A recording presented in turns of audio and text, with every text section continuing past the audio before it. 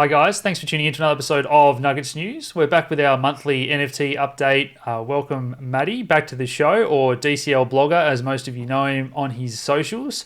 I guess, well done on your channel growth, Maddie, and your followers on every platform. I think NFTs Thank are you. become all the rage and you're the man to go to for a lot of things. But in the terms of the NFT space, before we get into all the specifics, is there any general thoughts on what's happened since we last spoke? Yeah, especially in the last 2 weeks, I've noticed. So I've been into crypto for 2017, since 2017, which is still kind of late. But I think everyone's kind of hope was that at some stage we're going to go mainstream, right? We're building all these technological products, and we're like, at some stage there's going to be adoption.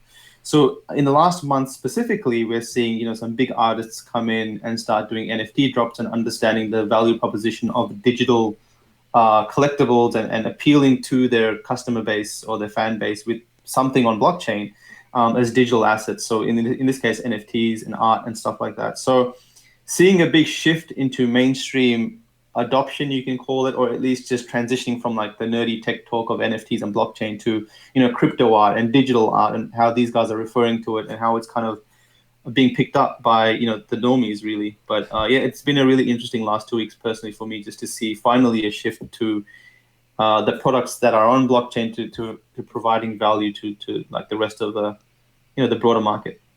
Yeah, I think that when this all started to become popular, there's a real perception about, oh, people are paying a fortune for these pictures and it's just a bit of a bubble.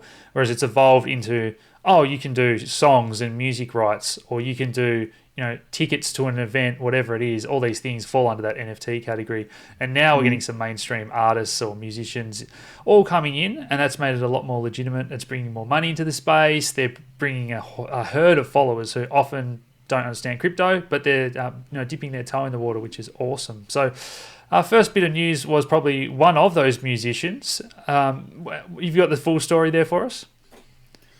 So the weekend. So on the weekend there was a really big event that happened. In this case, it was an artist who was really popular on just making art on Instagram, and I think at the same time there were some musicians that were working on it. But on the weekend, we saw a $3.5 million total drop of art. So this guy came along with his followers and dropped not just NFTs, he actually dropped an NFT packaged with a physical product.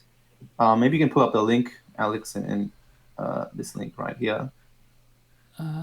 Is it the But one you it's, sent me before? yeah, the Nifty Gateway one. Yeah.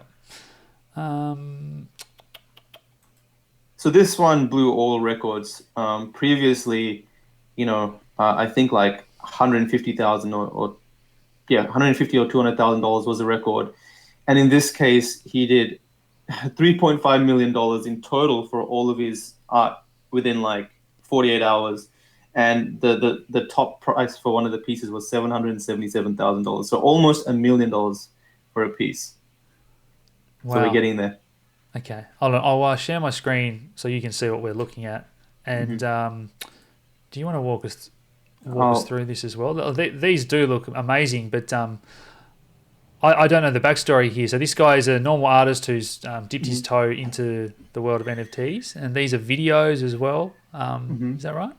Yeah, so he's a normal artist who his name is Beeple, and I think people have come across his art. I definitely have come across his art before crypto. And sorry, Alex, if you go back, so before you click into this, just click back and you can go through the whole drop. I'll walk you guys through how it worked. Oh, is it going to bring it up? So the interesting thing about this is I think people understood that there was a huge disconnect between the value proposition of a digital image as an NFT and the rest of his fan base. So like, yeah, right there. So you can see how he's included, along with the token, he's included a digital kind of display, like a digital display there that you can see, and a box of goodies, really, which is like a token, a physical token.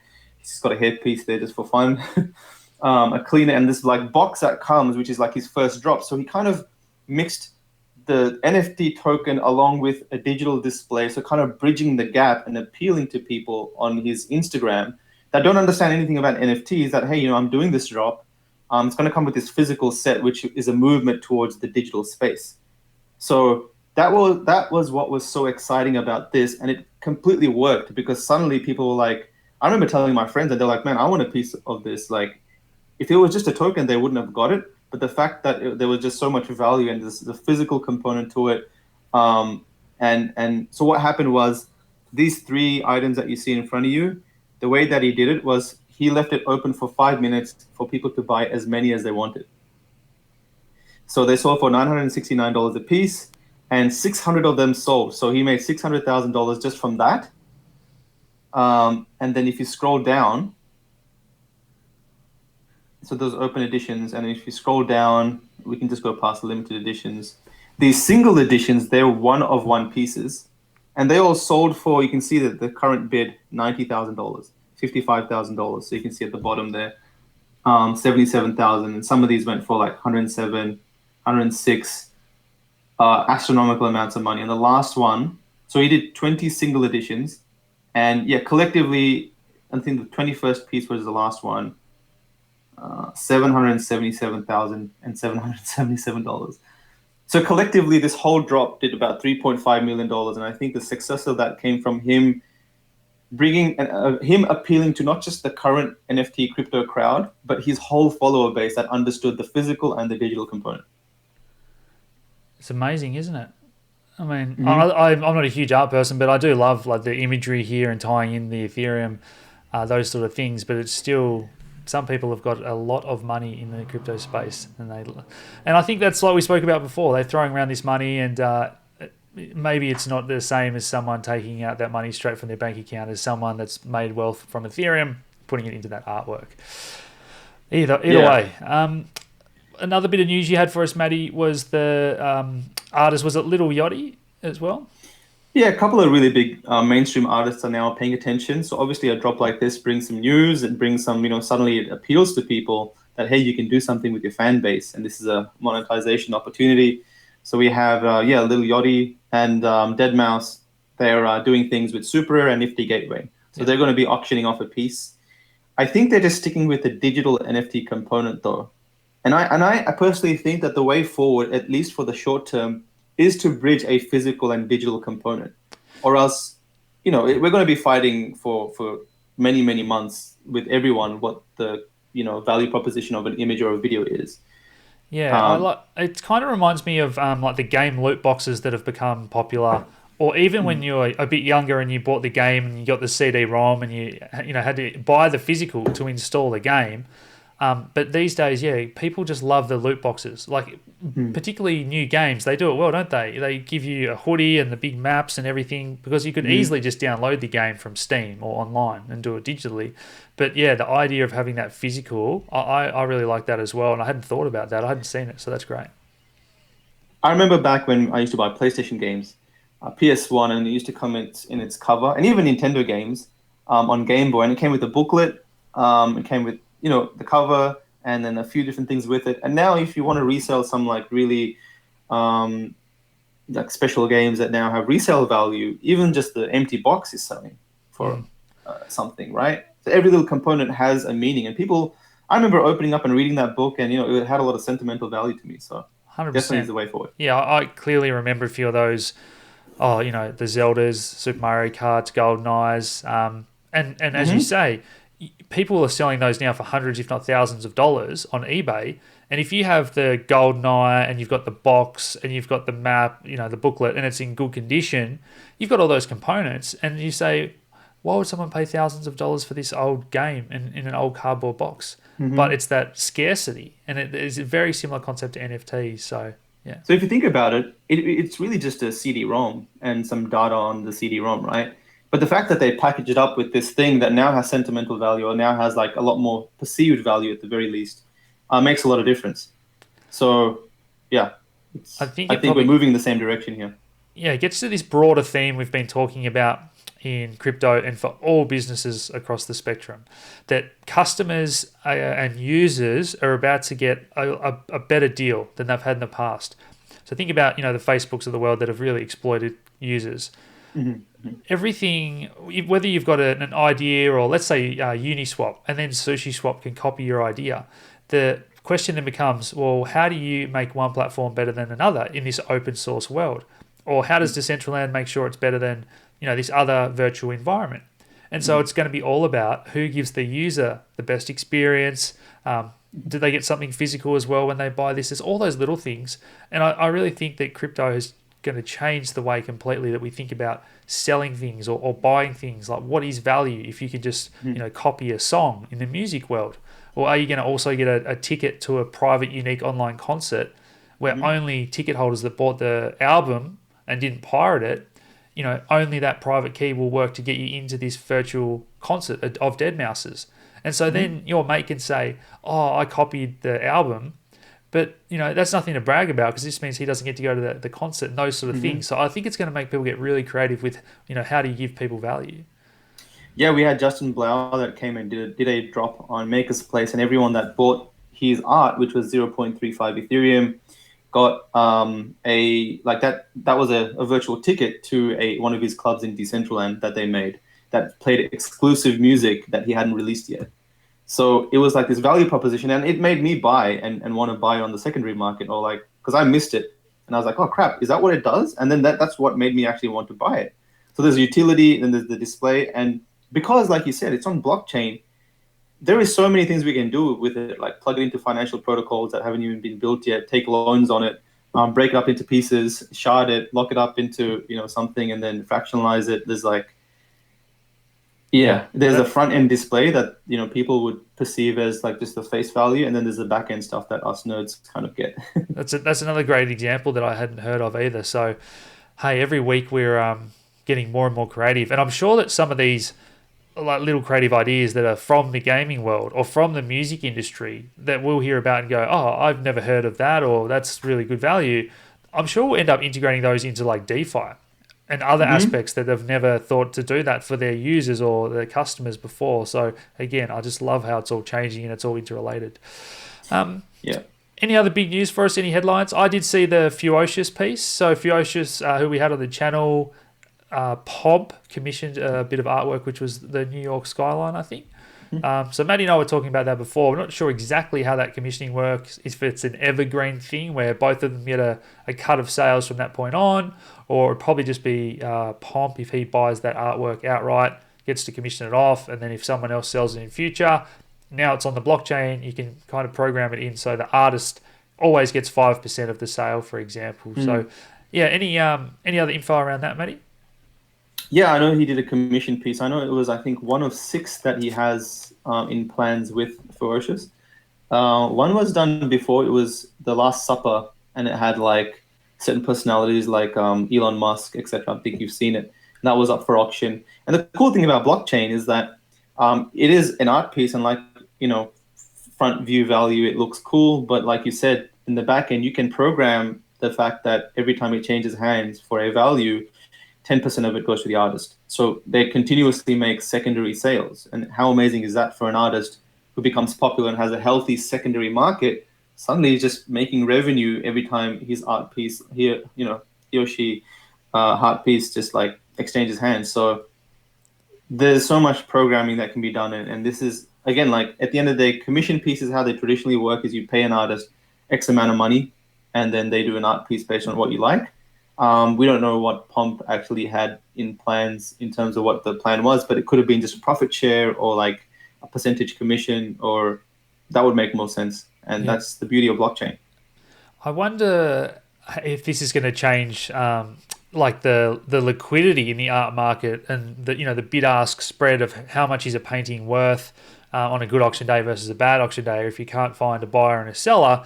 If you think about now the fact that an artist might spend a month doing a piece and they say, oh, I've got to make 10 grand or I can't cover my living expenses. Well, now they can say, well, hold on, I can program in that 10% constantly giving me a little bit of a cut. So they might be happy to sell for 7 or 8 grand. And then after a year or two, they've built up a big repertoire and they've got 100 pieces out in the community, and every, couple of days they might hear, that one I sold 3 years ago just got sold again for, wow, look at that, it's 100,000. And because they weren't too fussy, they've now got 10% of 100,000. And do you know what I mean? Instead of not getting that sale and trying to milk for a little bit more at the start, Mm-hmm. again, we're getting creative and inventive. It's better for the user who gets to buy it for the first time for cheaper. And I love where it's all going. It's awesome, isn't it? I think a big part of the accelerators here, part that's really making the market move. One, it's in this niche that are very crypto rich in the sense that they're happy to throw around money, right? Two, because we're moving digital, I think social media has just so much to do with this. Every time FEWOCiOUS makes a piece, it sells. People, I'll tweet it, and people would want to buy and collect FEWOCiOUS pieces, right? And so suddenly they are their own marketer, they are their own bank, they are their own promoter, they manage their own commissions, which is built into the contract. So we're really seeing the middlemen being cut out automatically here because there's no need for them. It's kind of like this. Yeah.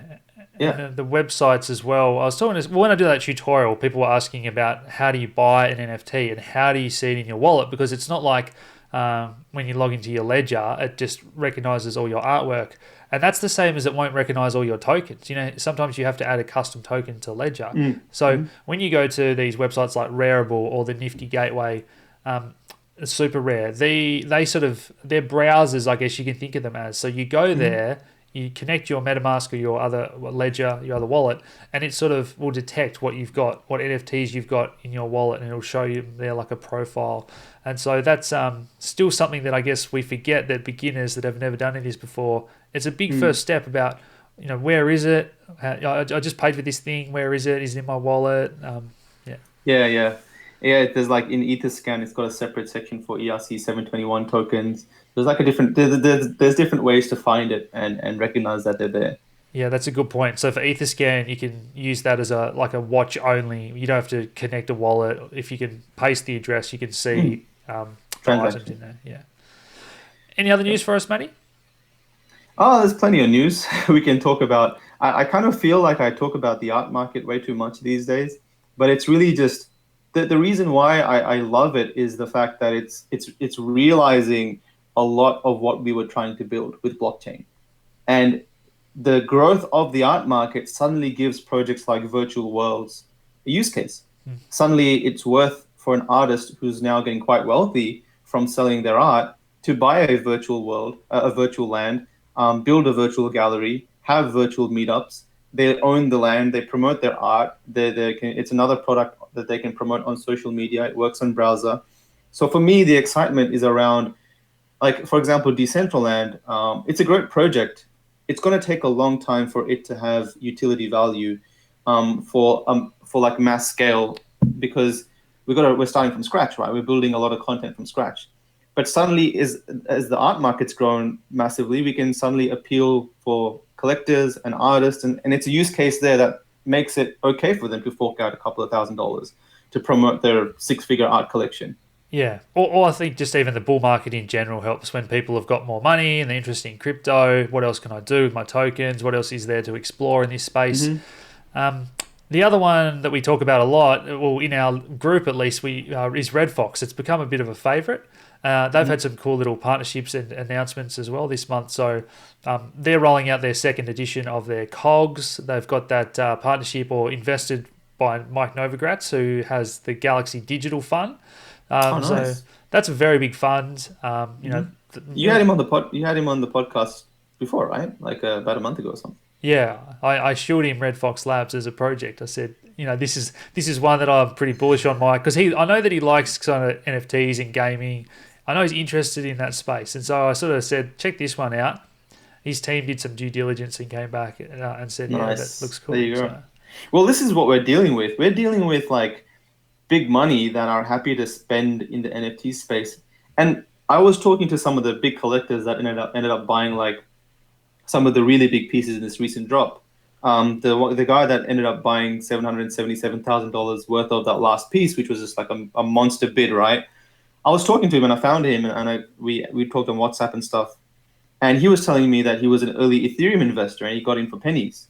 And then with his bulk of Ethereum, he went 50% of his Ethereum into Link when Link came out. And we all know what happened to Link. It did amazingly well in the bull market, in the bear market, for whatever reason. And now he's just sitting on so much money that him and people like that have funds, they're happy to splurge a little bit on things like this. It makes sense. It's a collectible. You know, they want it because just like how I wanted Charizard cards back when I was a kid. I just wanted it. I cried for them for my mom, right? Like I just wanted those pieces. So it's come to like beyond just investment logic now. It's kind of like there's a lot of emotional drive here, and that's why this whole art collectible NFT market is moving away from just like putting your money where you just want to invest. You actually want it because you just want it. Yeah, the art of storytelling in any industry is good for customers. But they like a narrative. They like a that feeling rather than just thinking about something or it's cost this amount because it's this. And that's where this space is, I guess, challenging some people and getting them to think about things in ways they haven't before, particularly those that have never played a lot of games. This is all very new. There's always something I feel that will appeal to you though. Like for example, if Pokemon came out and said, "Hey, we're going to release these 10 Charizard tokens, and whoever buys these tokens gets this Ethereum card with Charizard on it or whatever." Like suddenly people are going to be like, "Oh, okay, that makes sense. I collected Pokemon. I like Ethereum, and then this package or whatever they're doing makes sense, NFT or not." So that's kind of what Red Fox are doing with Cogs, where they're trying to imitate Pogs or Tarzos from when we were kids. It's the same idea. And once they start doing the branded ones, I think that's when it can really take off. Yeah. There's a lot. So again, like the art market's growing. It's giving a reason for virtual land to have one of the many use cases. Obviously, like building games is one, and like holding meetups and conferences is one. And then I was also looking at some projects that are again having major mainstream appeal, and I want to bring Blanco's Block Party into this. I'm not sure if that skimmed your radar there, Alex. Did you ever come across that one? Blanco's Block Party? What was it called? So it's called Blanco's Block Party. I don't think so, no. No, okay. So it was like this game that announced 2 years ago that they were going to start developing a game, and it was made by Mythical Games, who are pretty big, and it was going to be a very mainstream appealing game, and it was kind of similar to, it's kind of like you're a little character. What's those collectibles that you can get from the shops? Anyway, you're a little character, and then you can customize the character. You can play a variety of games. But if you look at the game, the beta that they have built, it just runs so fluidly, and on face value, you look like you're doing nothing on blockchain. But it's running on EOS, so it runs on EOS, okay. And it's being covered by YouTubers that have like 5 million followers who have not mentioned a word of it, that the fact that it's on blockchain, but just love it because it's a game and it looks cool. That's I had to play around with Plasma Dog, so that was done by Loom, I think, who have gone a little bit quiet lately. But Loom are another company that were using Plasma blockchains, and that was the same. Really cool graphics. It had like a funky 90s Mario sort of feel to it, and it was just all running on a Plasma blockchain. And that was probably a year ago when I covered that, and I haven't heard much since. But interesting. Yeah, them, and like I have to give respect to some other chains. Like Ethereum, it does great, but EOS and Mythical Games launching on them, that was pretty cool. And also Hive blockchain, that I had a talk with the founder of Splinterlands, which is a game. It's a trading card game, and it's a game kind of like Gods Unchained. Did you come across them before? Yeah, I'm familiar with Splinterlands. Yeah, I've seen it on game credits as well. That's another project that I've been keeping an eye on. Yeah, so Splinterlands, and they've always existed, but for some reason I've just been in my Ethereum bubble just because that's where all the volume's been, right? And then I kind of had a chat with the founder, and we brought him in, and we did like a mini podcast in our Discord, and he was just showing us like all the stuff that they've been doing for the last 2 years, and how, because it's a proof of stake model, everything just runs on chain, and it's like very cheap to do things, and it's just working so fluidly and perfectly, and they're having a lot of gameplays. They have like thousands of people that play that game a month, and it just made me respect the fact that it's just not Ethereum. Just because I see numbers, there's a lot of movement happening across the board that you just can't keep on top. You can't keep on top of this stuff anymore. But no, and like Wax actually advertised themselves as the king of NFTs because they had the most and the most volume. I'm not sure if that's going to change, but yeah, Wax have done well. I was surprised that you mentioned that about EOS. That's actually good to hear because I just haven't heard much about EOS at all for like 2 or 3 years. Ethereum is starting to pick up. So Red Fox came across from Komodo to Ethereum, but they also wanted to build this bridge. So they've now got this bridge between Rootstock, which is the smart contract layer on Bitcoin. So we're going to start to see NFTs, and we don't just mean artwork. We mean programmable items that can do certain things. So you're going to see those on top of Bitcoin, but they've already built that bridge with Rootstock, as I say, and now they've got a bridge between Ethereum and Bitcoin, and then the secret network that are doing like privacy stuff. They used to be called Enigma. I'm not sure if you're familiar with that. Yeah, no Enigma. Yeah, I so just don't know what they do. I have a bag though. yeah, you'll need to upgrade those to secret network tokens.